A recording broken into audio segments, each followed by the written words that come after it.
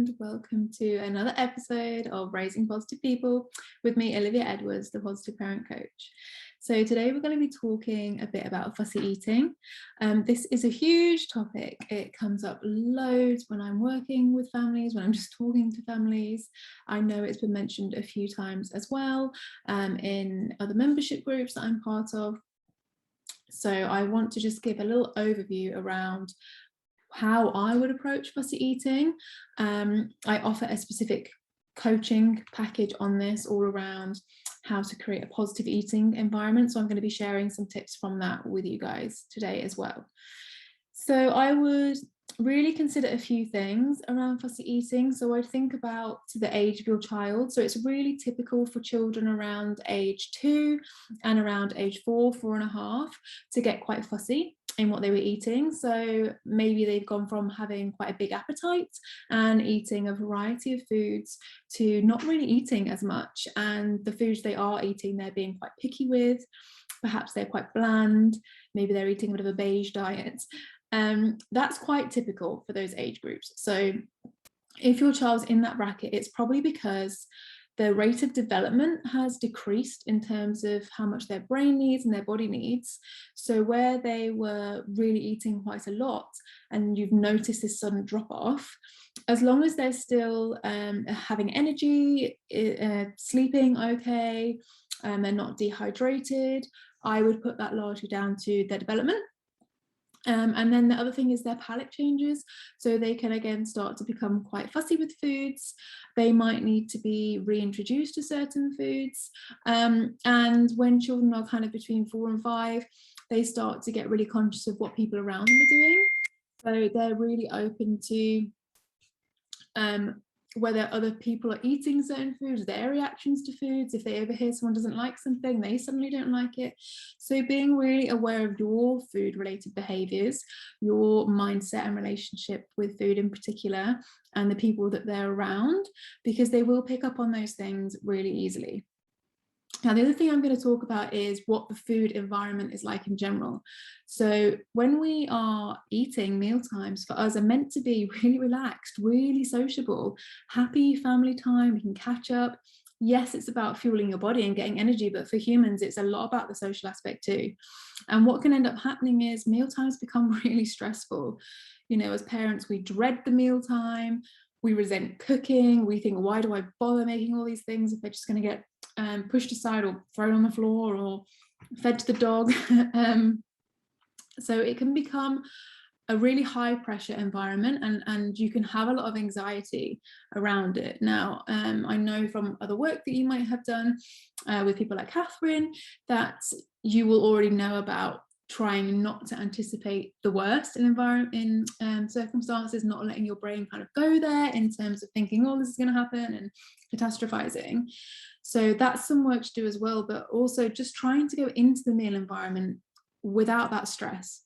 So if you're feeling stressed, if you start to feel anxious because there's a repeated pattern and you know your child is in this rut of fussy eating or pushing food away, and you're worried as a parent, then try and acknowledge that and do something to calm yourself before you go into that mealtime, because your child will pick up on your anxiety, and as a result, they're not going to want to eat. It's also likely that if you're feeling anxious, you're going to be hovering over them while they're eating, maybe making more comments about the food. And again, you know, if we went to a restaurant as an adult and the waiter or waitress stood hovering over you, asking you about every mouthful you put into your mouth and pointing to specific bits on your plate, try this, try that, eat a bit of this, you'd be a bit freaked out. You wouldn't feel relaxed. So again, being really aware of our role in the scenario, and actually our role is to take a step back, to put the food down on the table, however you choose to present it. Here's your food. And then hopefully, ideally, you would also sit at the table with them and you would be eating a very similar meal to what they're eating. Again, I understand there's different timing issues, so you might not want your main meal at 5 o'clock in the evening. But even if you just eat a small portion of what they're having and just sit with them so they get used to that role modeling from you. This is what we do at meal times. It feels much nicer to sit with someone and eat rather than, again, them just sitting, you know, watching you. Or, you know, you're doing something else in the background that's not very connected to the child. So just find 10 minutes to sit with them so that you can have that nice experience, talk to them, not necessarily about their food, just about their day, or tell them about your day if they're busy eating. So don't pick apart their meal, literally and figuratively. Just let them deal with it how they want to. Children need around 10 to 17 exposures, positive exposures of food, until they feel safe. And so what can happen when children get to those kind of food regression ages of 2, 4.5, 5, they almost have to start again with the number of positive exposures they need. And a positive exposure would be seeing a food, touching a food, tasting a food, having it in front of them, watching someone else eat it, just something that's not negative. So that's quite a lot of exposures you need to give to one particular food until they even feel safe to be around it. So you can help them by keeping on presenting it and having it available on the table, whether they choose to, explore it or eat it or not. Helping them prep the food. So there's really a lot of positives involved in that, because they're going to feel involved and motivated to want to eat it, but they're also going to feel more comfortable with it because they've explored it in a different way, whether that's holding it or smelling it or chopping it or manipulating it in some form. They've seen how the dinners come together, so it just feels a lot safer for them. It feels more predictable.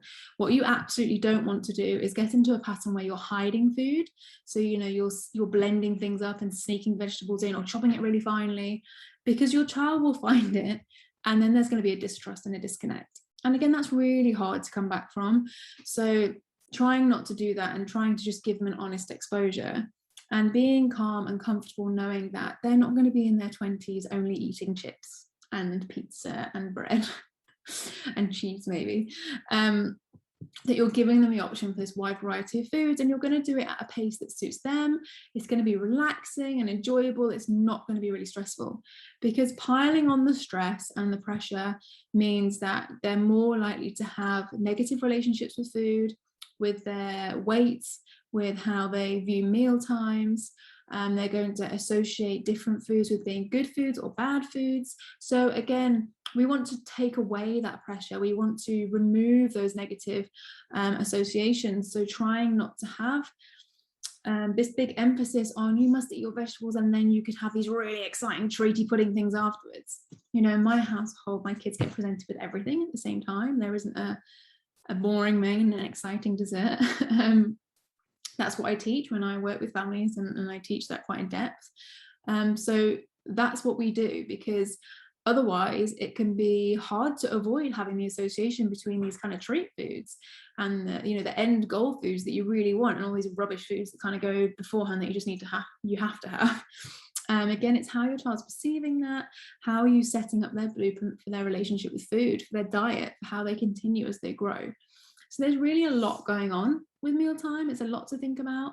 You also may have a power dynamic coming in. So if you've seen my video on the need for power and control, a lot of pushbacks can come and exerting power and control around meal times, because the child knows I have power over what goes into my body, and so I'm going to exert that power now. So there's a lot at play in meal times. There's a lot to unpick, but really it's about thinking, okay, is there something going on for my child that needs exploring further?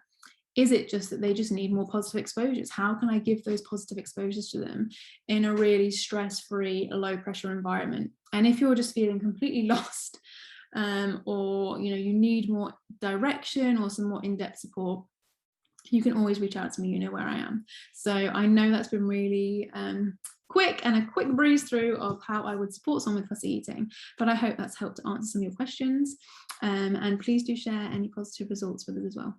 So tune in for next time, and thank you so much for watching.